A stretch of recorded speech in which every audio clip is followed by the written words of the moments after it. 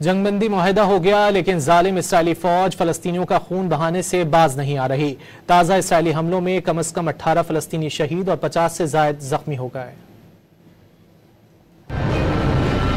اسرائیل جنگ بندی کی خلاف ورزی سے باز نہ آیا۔ اسرائیلی وزیر اعظم نیتن یاہو نے غزہ پر تازہ حملے کی ہدایت دی تھی۔ حملے کے بعد حماس نے مغزیوں کی لاشوں کی حوالگی مؤخر کرنے کا اعلان کر دیا۔ دوسری جانب اسرائیلی میڈیا کا کہنا ہے کہ اسرائیل نے غزہ پر حملوں سے قبل امریکی انتظامیہ کو آگاہ کر دیا تھا، تاہم امریکہ کی جانب سے تاحال اس دعوے کی باضابطہ طور پر تصدیق یا تردید نہیں ہو سکی۔ لیکن امریکی نائب صدر جے ڈی وینس نے صحافیوں سے گفتگو میں کہا کہ امریکہ کو معلوم تھا کہ حماس یا غزہ کے اندر کسی اور گروپ نے ایک اسرائیلی فوجی پر حملہ کیا، جس کے بعد اسرائیلی حملے کی توقع تھی۔ ترکی نے غزہ پر تازہ اسرائیلی حملوں کی سخت مذمت کرتے ہوئے کہا کہ یہ کارروائیاں غزہ میں جنگ بندی کی کھلی خلاف ورزی ہے۔ ملائیشیا کے وزیر اعظم انور ابراہیم نے امریکی صدر پر زور دیا کہ امن معاہدہ منصفانہ ہونا چاہیے۔ دوسری جانب ریاض میں سعودی وزیر خارجہ شہزادہ فیصل بن فرحان اور فلسطین کے وزیر اعظم محمد مصطفیٰ سے ریاض میں ملاقات ہوئی۔ دونوں رہنماؤں نے غزہ کی موجودہ صورتحال پر گفتگو کی۔ الجزیرہ کی رپورٹ کے مطابق جنگ بندی کے آغاز کے بعد سے اب تک کم از کم 100 کے قریب فلسطینی شہید کیے جا چکے ہیں۔